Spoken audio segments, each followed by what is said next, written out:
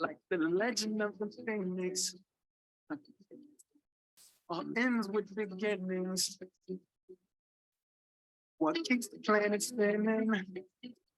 The force in the beginnings.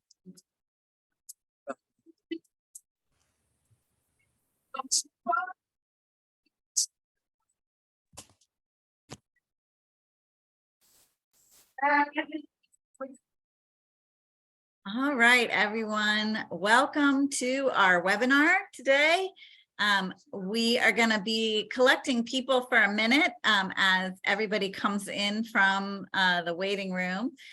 So while we're doing that, and before we get officially started, let's just do a little warm up in the chat. Thankfully, it is Friday today. I know that it's the end of a long day for everybody. But we love to know who's all with us today. So in the chat, if you can share with us your name, your organization, if it's relevant, what part of the state you are from, and your favorite thing about summer. I will share that I am Ellie Mitchell. I am the director of the Maryland Out of School Time Network. I am sitting right now in Baltimore City in lovely Mount Washington.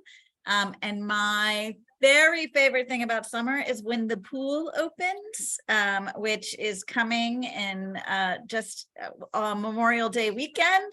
My whole family is waiting for that to happen. And it feels like that day cannot come fast enough.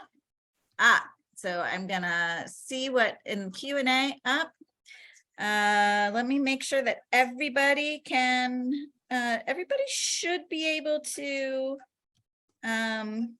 chat, but I've got a message that I can't, so I'm gonna figure this out real quick. Oh, attendees can chat with everyone. That is fixed now. The chat is open and ready for business, so let's try that again. We want everybody to share their name, their organization, and what part of the state they're from. Yay, now the chat's working, hooray. Nice to see everybody. Great. We got folks from the health department who works, Erica, nice to see you. Feel free to jump in on that chat while we welcome folks in.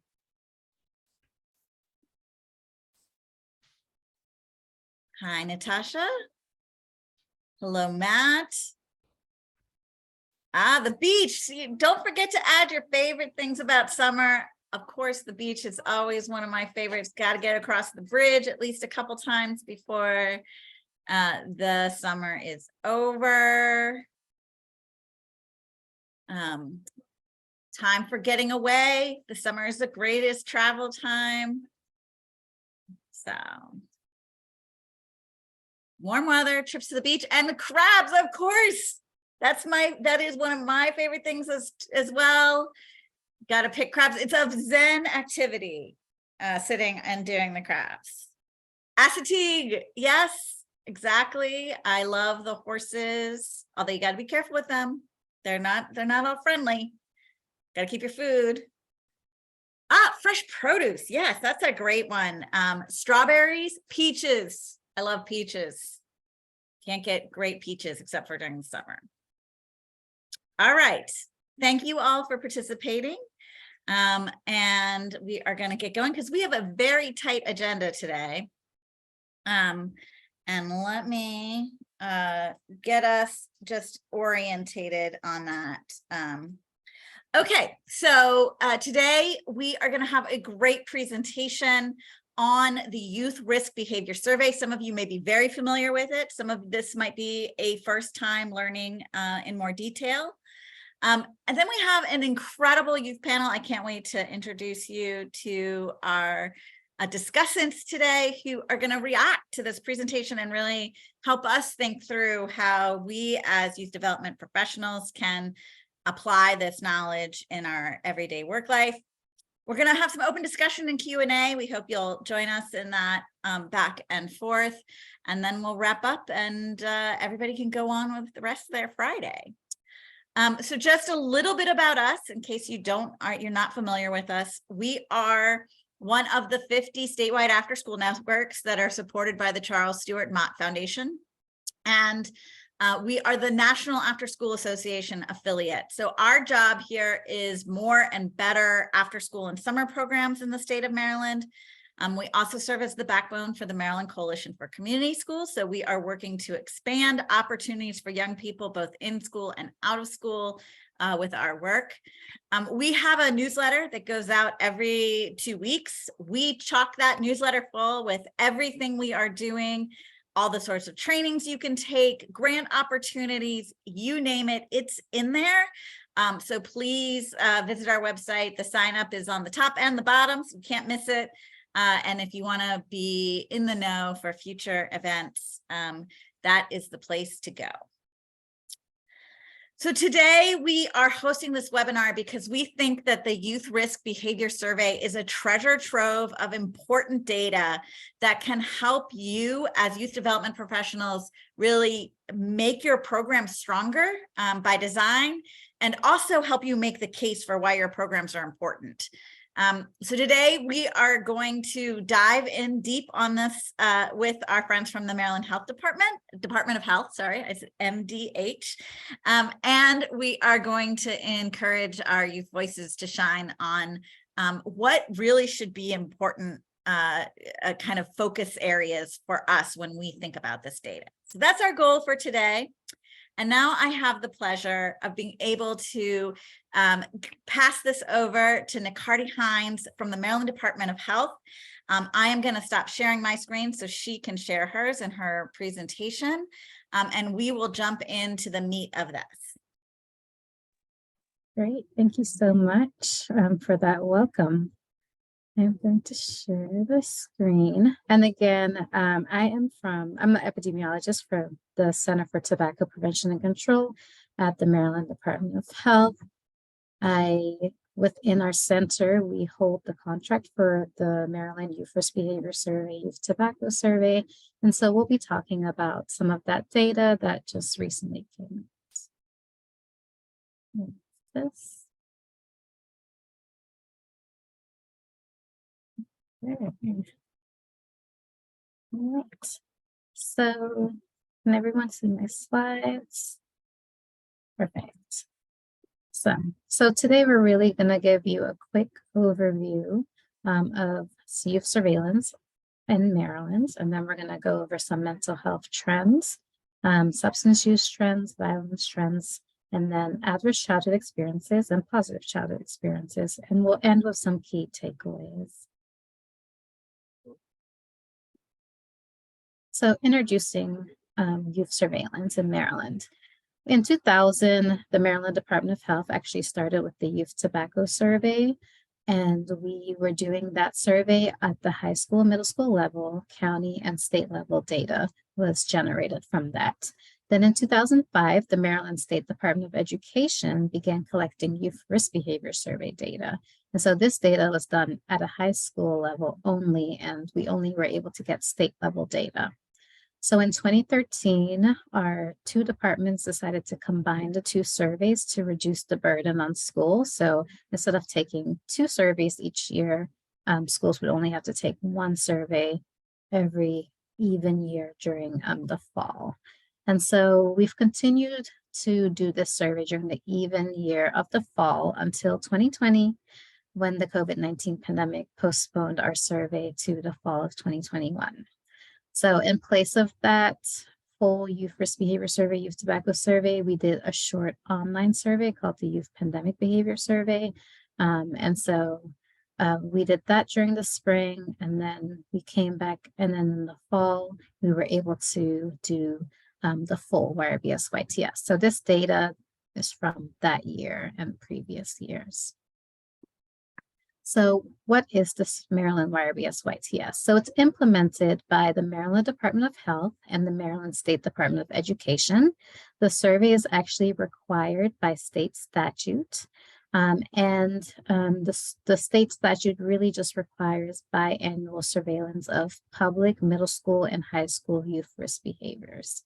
And so this survey is administered by an external survey contractor in our classrooms across the state.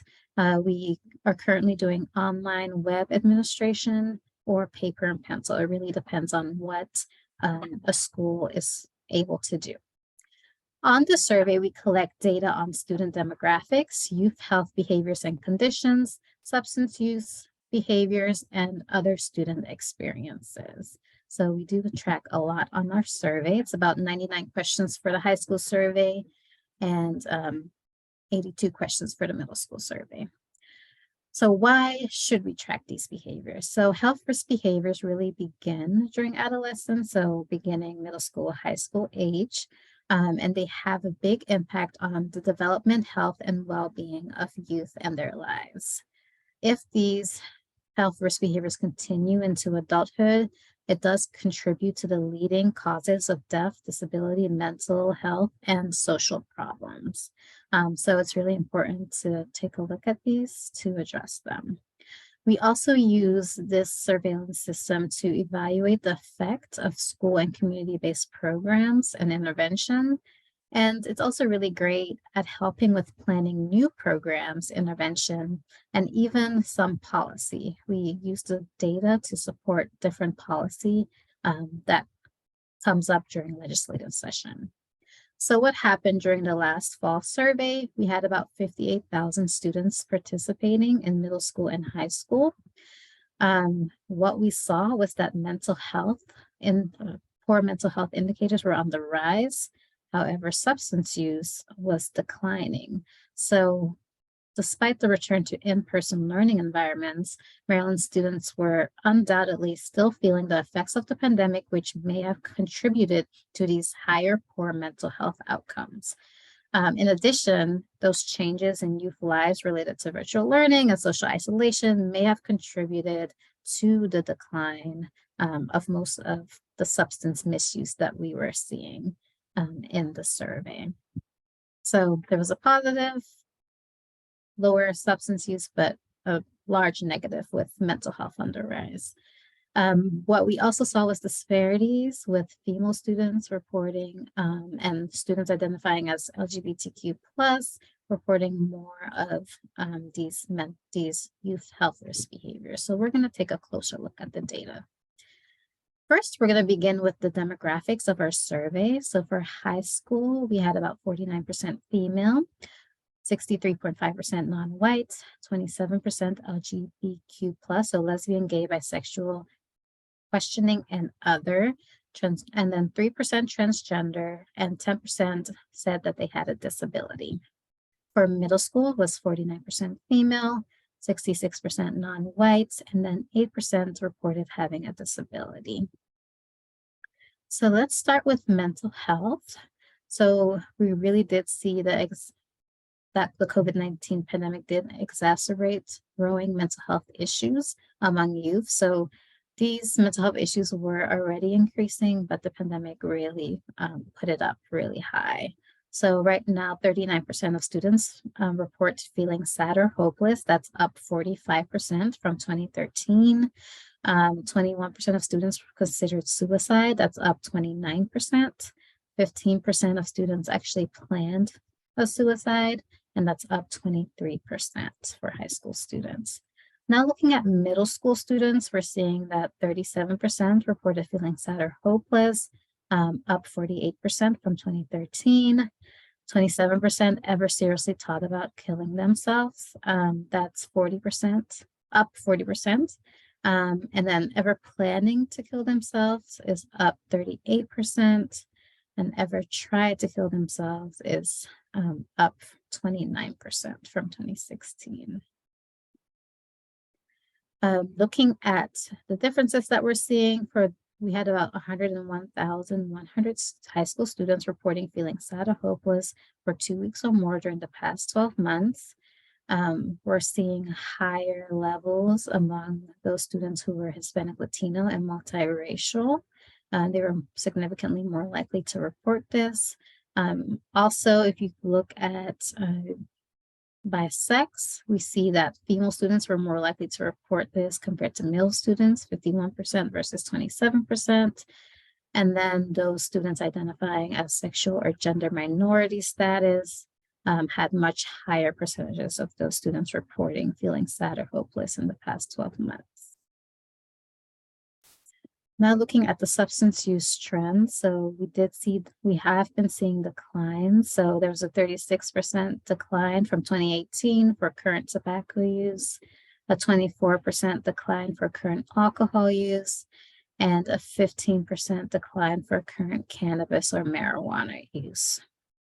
And so for substance use, we do see that tobacco, alcohol, and other drug use may lead to lower academic performance and can increase depression and cause school conduct problems. Looking at middle school, current tobacco use is 6%, down 11%. Current alcohol use is 7%, down 41% from 2013. Current cannabis use or marijuana is 4%, down 53% from 2013. Now this map really shows the difference in any tobacco use reported by high school students. So despite declines in overall tobacco product use, tobacco use is actually still the leading cause of preventable disease and death in the United States.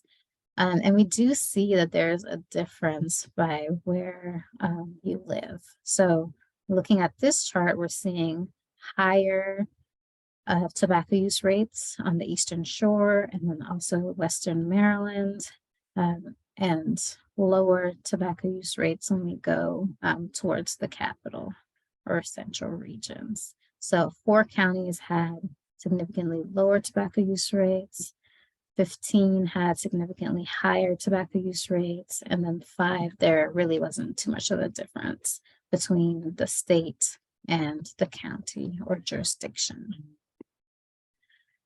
Continuing with tobacco use, we see that e-cigarettes is still the most used tobacco product among youth. There are about 17% of female students using these products and 12% of male students. So you can actually see the switch where male students were actually using these products more. But then from 2018 on, we're seeing that female students are actually using e-cigarettes more than male students. For cigarette use, we've seen rapid declines, which is great. There's about a 70% decrease in high school cigarette use from 2013 to 2021, and a 67% decrease in middle school cigarette use from 2013 to 2021. Now moving on to alcohol and cannabis use. So about 1 in 5 high school students actually report using alcohol in the past 30 days. This is down from a third of students in 2013. Close to 1 in 10 actually binge drank in the past 30 days. And for cannabis use, we do want to get a good baseline for this because with the upcoming legalization of adult cannabis possession and use in July. We're trying to see how that will change in future surveys. So right now, about 15% of high school students report past 30-day use of cannabis, and most students report smoking the product, eating it, and followed by eating it in food, and then vaporizing the product. Illicit drug use declining, which we are very happy about. We do see that most of the product use is between 2% and 3%, so which is pretty low. So we, of course, will continue to watch this to make sure it doesn't rise when now that students have been back in school for longer. Looking at some differences, so for ever e-cigarette use, we're seeing that by race, those students who are American Indian, Alaska Native, white, or Hispanic Latino, those youth are actually are more likely to have ever used e-cigarettes compared to the state average. And for prescription pain medicine or misusing prescription pain medicine, we're seeing that students identifying as LGBTQ plus were 2 times more likely to misuse prescription drugs. And those students identifying as transgender were almost 3 times more likely to misuse prescription drugs. Now moving on to violent trends. So for this one, we are actually going to be looking at the 2021 data. So most of these questions ask about violent behaviors in the past 12 months and sometimes at school. And because students were not at school for the full year, we're just going to be looking at current data. So students who do experience violence are more likely to report mental health issues and substance use. And what we saw in the survey was that 4% carried a weapon on school property, 14% of students were bullied at school, 6% were threatened or injured with a weapon at school, and 11% experienced physical dating violence. So looking at how violent experiences relate to these associated risk behaviors, we do see that students reporting 0, 1, 2, 3, or more, and you can see that increase. So the more violent experiences a student has encountered, the more likely they are to feel sad or hopeless, use tobacco, use alcohol, or carry a weapon at school. So that dose response relationship, it goes up the more violent experiences a student has. Moving on to adverse childhood experiences and positive childhood experiences. So first, what are adverse childhood experiences? So adverse childhood experiences are potentially traumatic events of abuse, neglect, or household dysfunction that happen between the ages of 0 to 17 or before 18. These experiences really affect student lives by making them have an increased potential for risk behaviors and also poor mental and physical health. So these are really important things to look at. And we do see, similar to violent experiences, adverse childhood experiences, the more adverse childhood experiences a student reports, the more likely they are to report other risk behaviors. So looking at this map, this shows the average number of ACEs per student. So the state average was about 0.86 ACEs per student. There were 5 ACEs that were measured on the high school survey. Emotional abuse, 12% of students reported this. Household mental illness, 25% of students reported this. Household substance abuse, 33.5% of students reported this. Household incarceration, 15% of students reported this. And witnessing intimate partner violence, 2% of students reported this. So again, variety across the states. We're seeing higher averages of ACEs in the Eastern Shore and also the Western region, and St. Mary's, which is in the Southern region. Looking at ACEs by demographics. we are seeing that 56% of female students reported having one or more ACEs, which is significantly higher than the state average and also much higher than male students at 43%.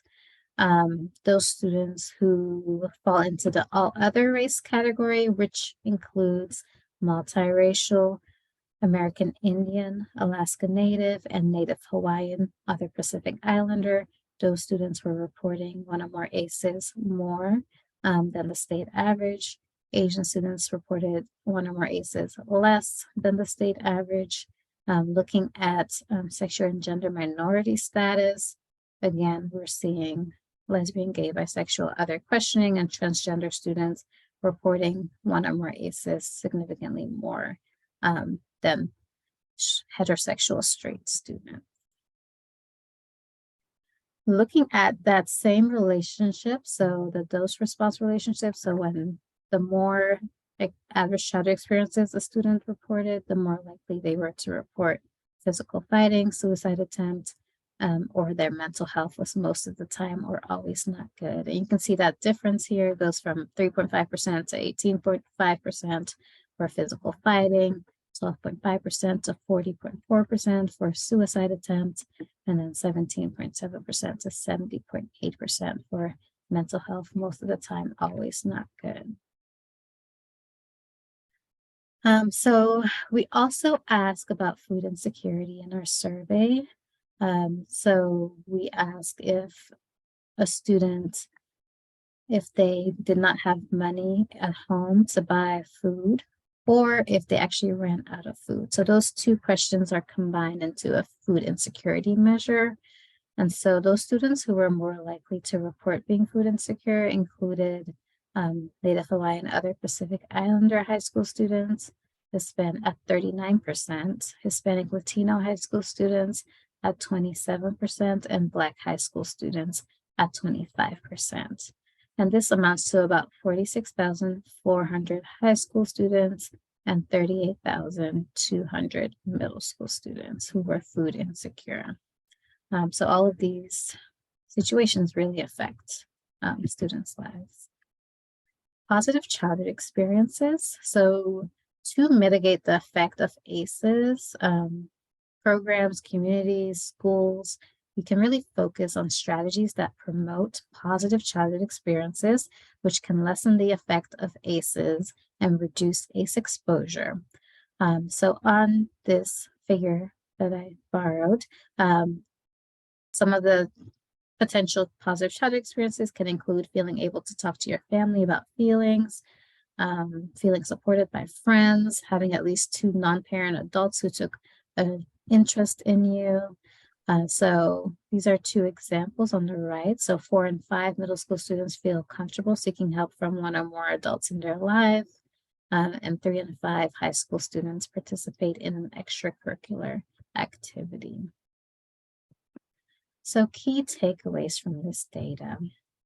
So those increases in poor mental health outcomes really do call for improved access to equitable, comprehensive mental health support at school and at home, and in school programs, as well as increasing those positive childhood experiences through peer support, school-based extracurricular activities, and adult support.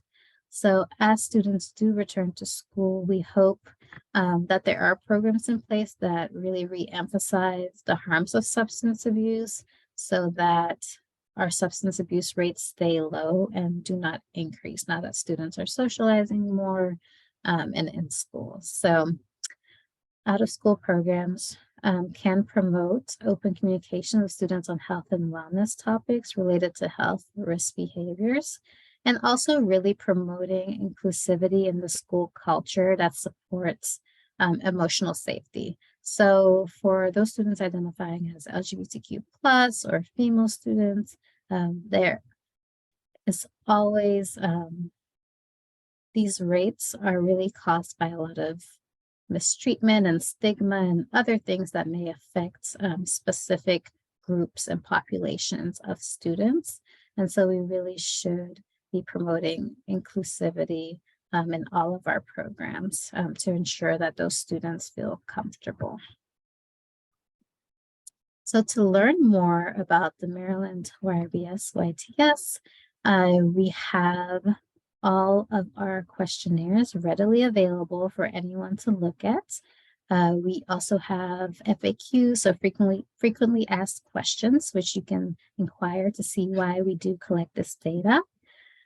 We have all the data products available, so all 99 questions on the high school survey, all 82 questions on the middle school survey, all of that data is posted in PDF charts. And you can take a look at that by state level and county level. We also have these little sheets where you can see disparities by sex and race ethnicity. We have this indicator-based information system, which is really great at looking at, you can pretty much do your own data queries. So if you want to look at high school tobacco use or alcohol use or dietary behaviors, anything is on there. You can pretty much click whatever you want and look at it by whatever age you want, whatever sex, race, ethnicity, geography, anything. So you can take a look at that if you are interested in taking a further look at the data. And so this video just kind of goes through what all you can do. And we are also able to pull any data for you. So if you want to see something specific that you're unable to do on your own, you can reach out to me and we can pull all of that for you and send it to you. So you can create your own charts or figures or anything that you need for this. So, and so this video will actually show that you can also build maps. So looking at county level data, this data will spit out a map of past 30-day use of marijuana and different figures as well.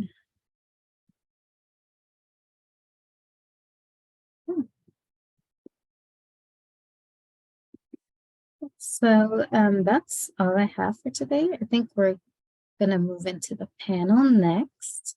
And thank you again for having me.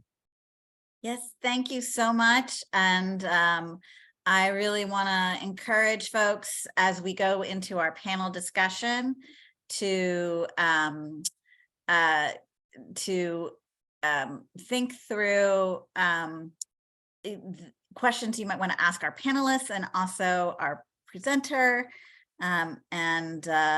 So we are on our way.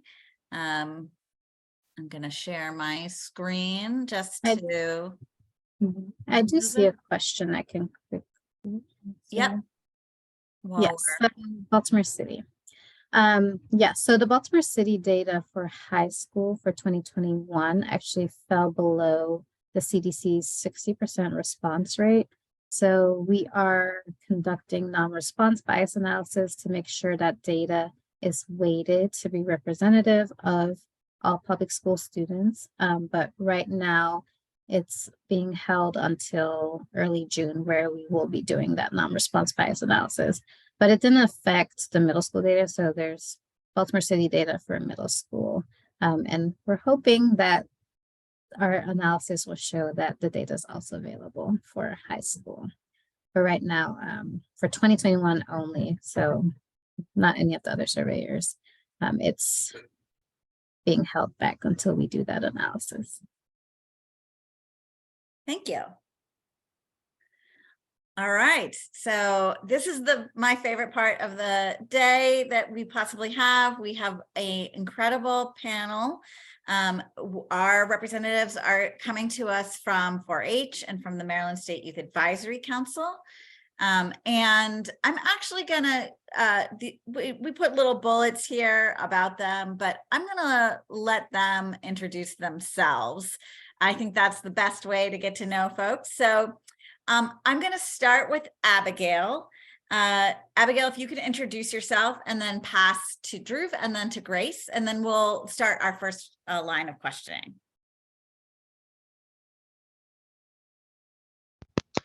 Sure. All right. Can you hear me? You can. There's a little strange little sound on the line, but hopefully that'll just dissipate. Okay. Am I good enough to speak? Yeah, there's still a little weird sound. Let me see if I mute my. Is this better? Go ahead and try to introduce yourself, and we'll see what happens. Okay. So, hello everybody. My name is Abigail Bonney. As Miss Ellie mentioned, I was a 4-H participant for both the Agri Science and the Ignite Summit. I'm technically a junior in high school, but I attended the College of Southern Maryland. And some of my things I like to do is I love reading, and I like spending time outside, and I like doing opportunities like this. So I'm part of the Interact group and things like that. And so I was really excited to be given this opportunity. Thank you. Hello, everyone. My name is Drew Grish. I'm a student at Urbana High School. I'm a junior and a dual enrollment student at Frederick Community College. Yeah, and I'm involved with the Maryland Youth Advisory Council. This is my second year on the council. Yeah, and I'm involved with a lot of local initiatives and statewide initiatives as well, involving with mental health awareness and yeah, and my community. I'll leave it to Grace. Thank you, Drew. My name is Grace Minikowski. I'm a sophomore at Huntingtown High School in Calvert County, and I'm a first-year member of the Maryland Youth Advisory Council. I serve as the appointed legislative committee head of the Maryland Youth Advisory Council. In addition, I'm also involved in student government at the local and state level. I am the president of the Calvert Association of Student Councils, as well as the Division 5 liaison for the Maryland Association of Student Councils, and I'm really excited to be here today. So basically everybody here is a slacker. You know, we have, so yeah, so you are doing more in your short time here than most people do in their lifetime. So congratulations to you all.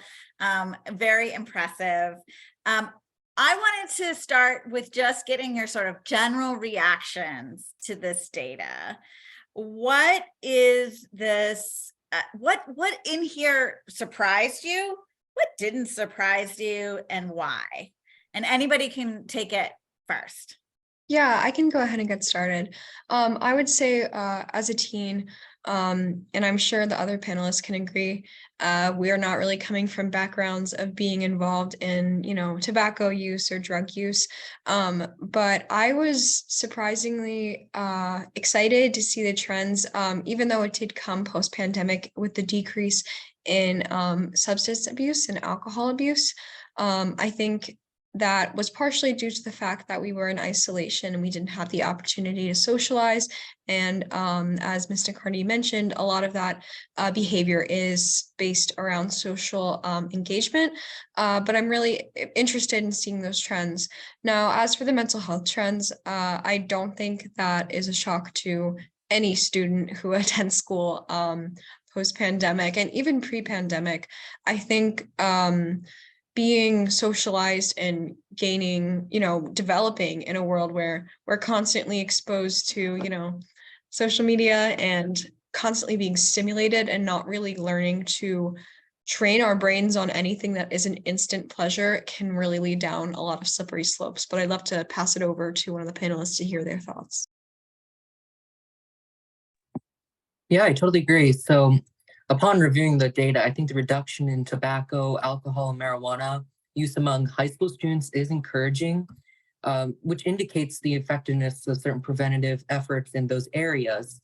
But however, the increase in alcohol initiation and prescription drug misuse among middle school students is alarming, emphasizing the need for like early intervention.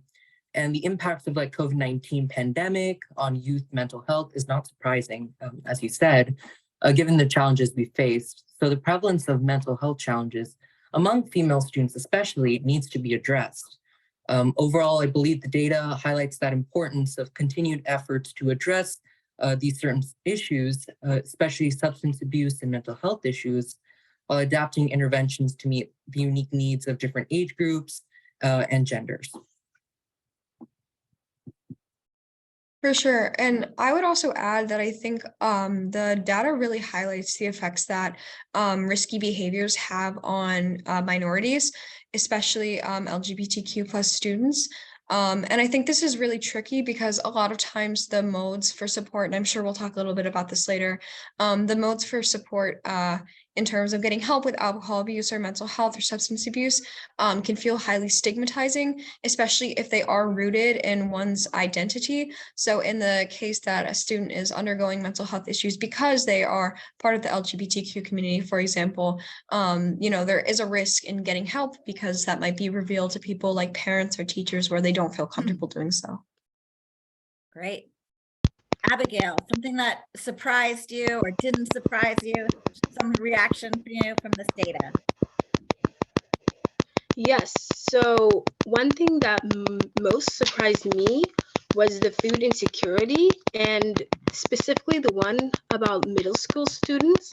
So my mother actually runs an art center, and within it, we run a children's choir, and a lot of the kids would always come. They were always so hungry, and it was really hard for them to focus. And it's hard for kids to focus when they're really hungry. And later we noticed, and like through things, it's because a lot of them, they came from difficult backgrounds. A lot of the parents didn't have proper education, and so the kids, they would have breakfast and then they'd go to school, have lunch, and then that's all they had. And so I was very surprised to see that it was 38,200 with middle school students, because that's a really young age, and a lot of the kids we had were about 5 to 8. And so I think that definitely is important. And so one thing that we actually started doing through this art center is that we would start bringing some food, because there were some specific kids who didn't have food and seemed like they could really use it. And we also did a little program. We also teach art through that center. And so we did like this family art night and a dinner. And a lot of people who didn't have access to food came. And so I think that from collecting that data about middle school students is really interesting and really important to put an emphasis on. Thanks, Abigail. So as we're looking at this data, folks, we have on the line lots of people who work with young people every day. What kinds of things do you think that we should be paying attention to in this data? Maybe some strategies, like Abigail just gave us a great one in terms of really focusing in on that food insecurity for those middle school students. What are some takeaways you think we should have in terms of what we should do with our programs, what opportunities we should be providing? Yeah, I can go ahead and start. I would definitely say the most effective thing, and I really do stand by this, in basically, I think solving these issues across the board is getting students into situations where they can interact with their peers in a non-risk behavior setting. I can speak to this personally. I'm a member of like our theater department. So basically every day after school, I stay after and I learn to perform. I choreograph the show. I learn to build like crazy big sets, and we spend hours together. Anything that puts a child into a community that they feel a part of really does alleviate the risk, because I feel a lot of these behaviors either result from being, stuck at home in a situation where, there is abuse going on, there's mental health issues, or feeling so isolated that they turn to vaping or alcoholism as a mode of escape. So I would say any sort of, community initiative where students can come together and feel a part of a community is so important, for every student to have and every teen to have something that they can go to. And I know that sounds, not revolutionary, but I think it's so true. And I think it's often overlooked when, we try to have adult intervention programs like during school, like social emotional learning, SEL, that sort of thing. I think it's far more effective to invest resources in how can we get kids out of the house and into an environment where they're truly with people that they feel comfortable with and they feel a part of. Grace, I know you're you have a legislative focus in your work, but you just made the case for more and more after school programs that we need investment in so beautifully. So I'm gonna snip that little piece for our advocacy purposes. What else should these adults that are listening today and who might watch this recording think about when they're designing their programs based off of the data that you've heard about today? Yeah, I'm going to tag along. So firstly, there should be a strong emphasis on mental health support and intervention programs, considering the significant impact of COVID-19. This includes involving more school-based services, counseling resources, accessible crisis intervention programs to address these young people's growing mental health challenges. Secondly, targeted preventative efforts needed to address these increase in alcohol and prescription drug misuse among middle school students. So focusing on at-risk individuals is really important. Early education and intervention programs should be developed to provide information about these risks, consequences, and strategies for resisting peer pressure and making healthy choices. Additionally, programs and opportunities should be inclusive and responsive to specific needs of LGBTQ+ youth who may face unique challenges and risk behaviors. So creating that safe and supportive environment that fosters acceptance, understanding, and access to resources is crucial. And I think this also prompts a review and enhancement of certain existing programs and opportunities offered to young people, sorry.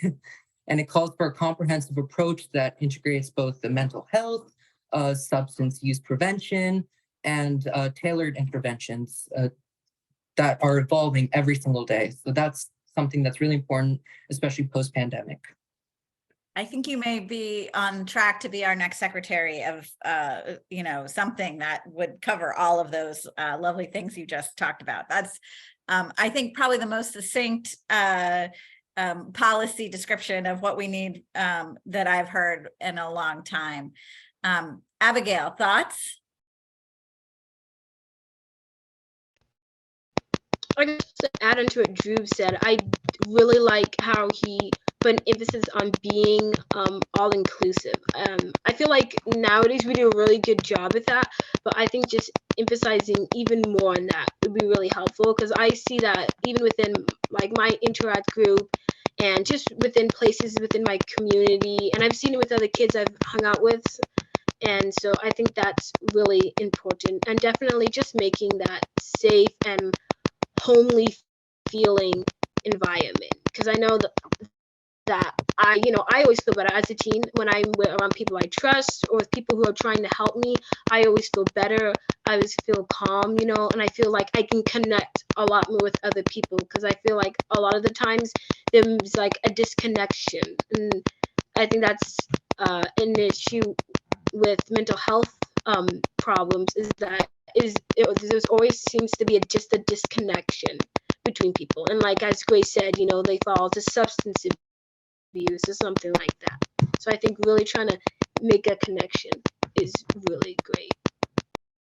Yeah, and I just want to quickly add on something Drew said about education. One of the bills that MIAC fought for this year was House Bill 119, which was health education reform. And a lot of the complaints that we hear from students across the state is that in regard to these risky behaviors, our health education system is, number one, highly stigmatizing, and number two, not teaching us what we feel we need to know about our health. I mean, just a personal anecdote, like for me, health class is like watching one of those like 1990s videos like about not doing drugs and like how it'll like make your brain crazy. It's just not relatable to us now. And it's our health education is, number one, I don't think it's accountable or necessarily even abides by the MSDE standards if you read through the curriculum set. I think if you tried to argue that our current health education, at least here in Calvert County, is meeting the standards set by the Maryland Department of Education, you would laugh.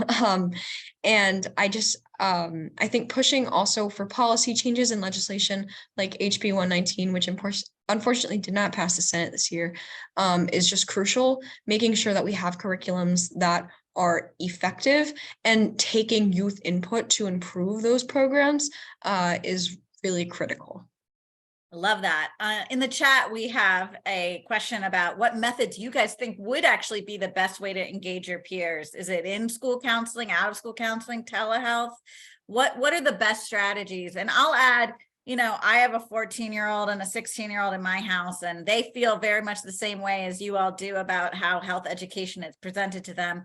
What are some ways that you can engage young people in conversations about this stuff without it seeming to be like, you know, after school special or something that isn't quite as interesting or, you know, appealing for young people to participate in?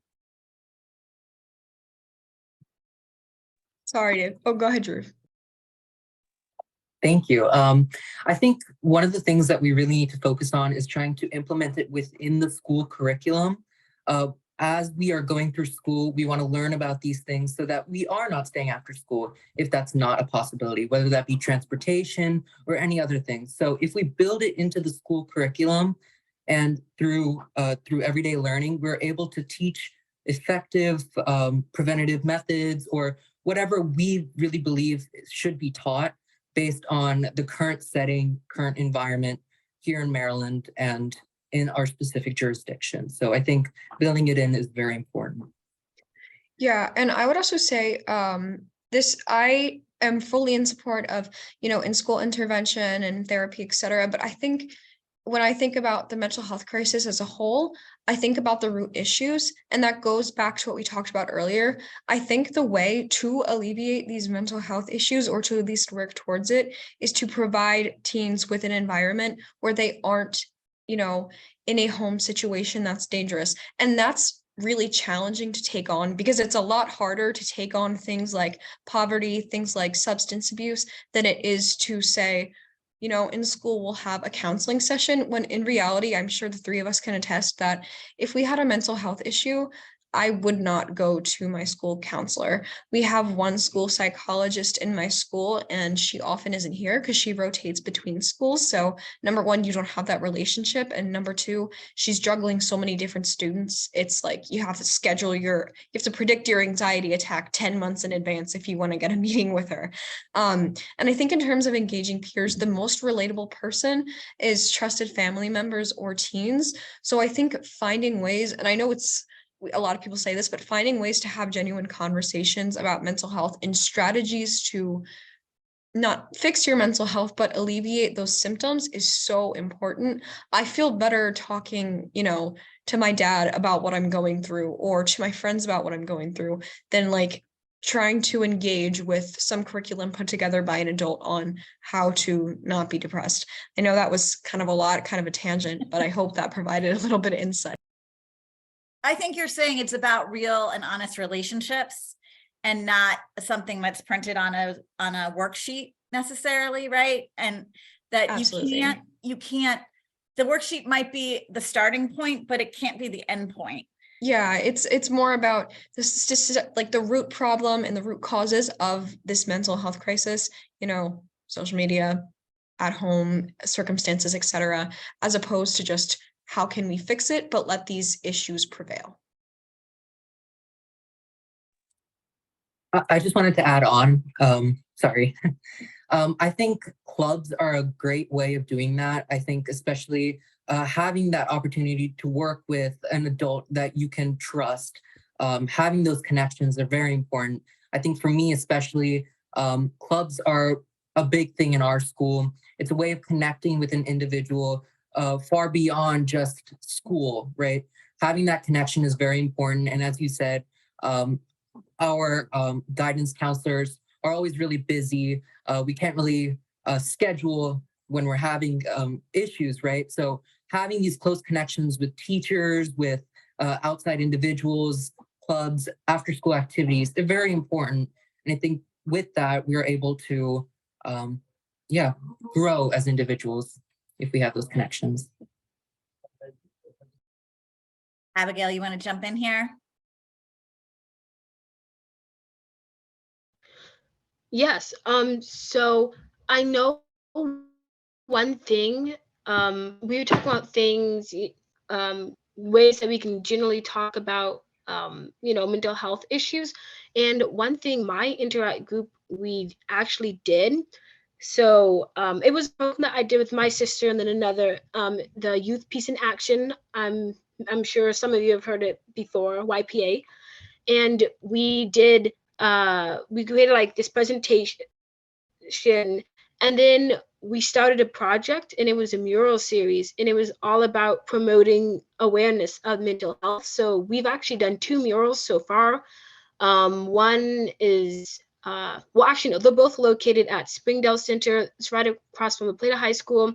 I'm not sure if you knew there. So that was one thing that I really liked, because we also got to work with the residents at Springdale. And so I think that was a great way, for my group. We were able to talk, it was just, it didn't have to be awkward. It didn't, nobody felt pressed to have to say something. It was just so general and just so easy and just so friendly. It felt like, we were all around each other, that we could trust each other. And so maybe even doing a project, and it doesn't have to be big, like ours took a while, but just maybe something small like that. That's great. Things that are concrete, that allow you to have these conversations and sometimes indirect ways that are more comfortable, but also have a lasting effect because the mural is there and other people can see it, and maybe it inspires other people to action. All right. I want to give a chance for our audience to ask a few questions. I want you to each close out before we open that question and answer with any other thought you have about this that you want to make sure is heard before we leave this webinar.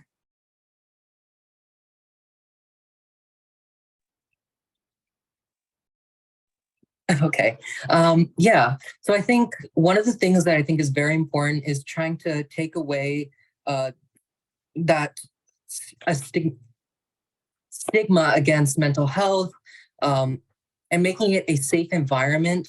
Additionally, I think I'm always thinking about like the financial side, increasing funds for certain after-school programs, certain activities where it's able to be implemented, not just in these rich jurisdictions, but throughout Maryland, so that there's an equitable distribution of these certain programs. So I think that's very important as well. I would say 2 things. I would say number 1, remember this is a root down issue. I think the thing that we really highlighted in all of our responses was that building community and for a student to feel a part of something and to feel as if they have a place, a meaning, whether that be through a group or through some sort of hobby, is crucial. And I would also say that when we have these discussions, we have the unique ability to articulate our thoughts on this, but when we hear from like the typical student, especially one who does engage in these risky behaviors, I think the next step forward is understanding their perspective, because I can speculate as much as I want, but I will never truly understand why an LGBTQ plus student turns to, self-harm or suicide, why a student who's, having trouble at home turns to alcohol or substance abuse. So I think making sure that we are engaging all of these voices in a way that's comfortable, because I'm sure the vast majority of students aren't comfortable speaking on a panel. That will be a great next step in figuring out, we know that we need programs, we know that we need grassroots programs, but how are we going to tailor them to meet the needs of students who need them, and not just students like ourselves who are already predisposed to getting involved in them.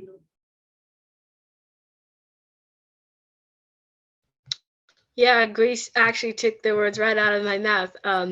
Definitely being aware, and like she said, how to get the students who need it more than us who are already, aware of it. And so for me, I really think that is an emphasis on it. being aware and being very accepting. All right. I think we've had some very powerful statements. I would love to open the floor to a couple of questions before we close out for the day. There, you can also address your questions to Nicardi as well. So please, let's have just one or two questions to end us out. And you can drop those in the chat. The Q&A feature is also open, or you can raise your hand if you're for some reason unable to chat, or we can also hear your voice if that's how you prefer to do it. So any questions for our panelists, for our presenters?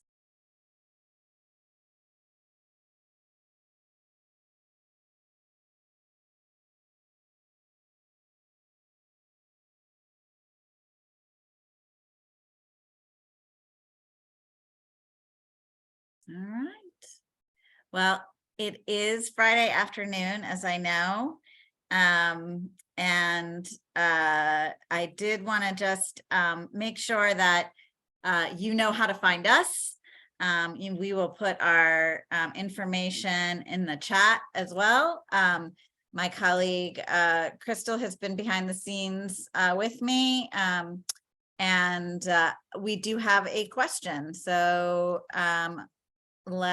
why not data on elementary school students? Yeah, that's a good question.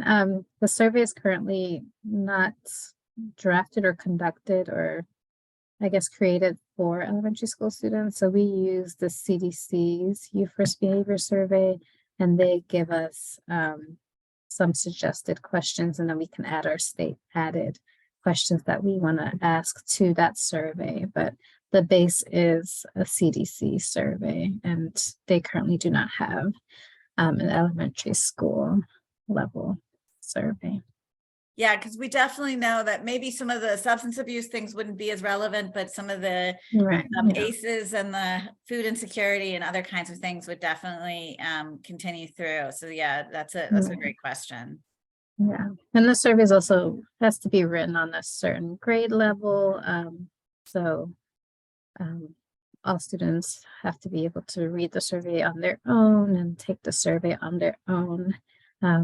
Teachers are not allowed to help them in any way. If a student does have a question, the teacher is asked to say, do your best. It's just a survey, it's not a test. But yeah, I think elementary would be a little bit more difficult because they might need more assistance.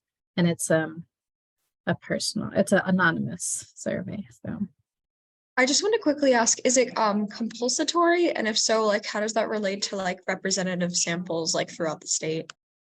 Right. No, it's not. It's mandatory only at the school level. But participants who participate have the option. So we have opt-out forms for parents who do not want their children to participate. They're allowed to opt their students out, and also students are allowed to refuse if they don't want to take the survey. But we do see about a 75% response rate overall for high school and middle school. It depends. It definitely changes by jurisdiction. Some jurisdictions, we have a lot more parents opting their students out. So we're more at like 65% response sample. And then other schools, we have like 80+% responses. So it depends on the jurisdiction, really. But yeah, it's not mandatory at a student level. Well, we are at time today. I want to take a minute to have everybody thank our incredible presenter and panelists. You can, there's all sorts of ways you can do a little clap, or you can just drop a little note in the chat before you leave. Oh, I saw somebody put their hand up. Was that a question, or was that an attempt for clapping? I think that might have been a clapping emotion. but we will make all of this available to you. We have a recording, we have the presentation slides, and we'll send that out to everybody who was registered for today. Feel free to share that and with others, and please reach out if you want additional help with the data to the Department of Health. This can be a very powerful tool for you to really drill down into what the needs are for young people in Maryland, and find ways to serve them better. We're definitely going to be looking at it for ways to advocate for more opportunities for young people, both in school and out of school, to support them in the very specific ways that we see that the needs have arisen. So thank you again today for spending a Friday afternoon with us in May. I know it's beautiful outside, and so go and have the wonderful rest of your day and weekend. I'm hearing the setup from the Preakness up the street from me. So I'm hoping I'll be able to hear the dulcet tones of all the concerts from Preakness. So we'll see how that goes. You know where to find us, and thank you. Thank you so much. Thank you. Thank you. Thank you. you.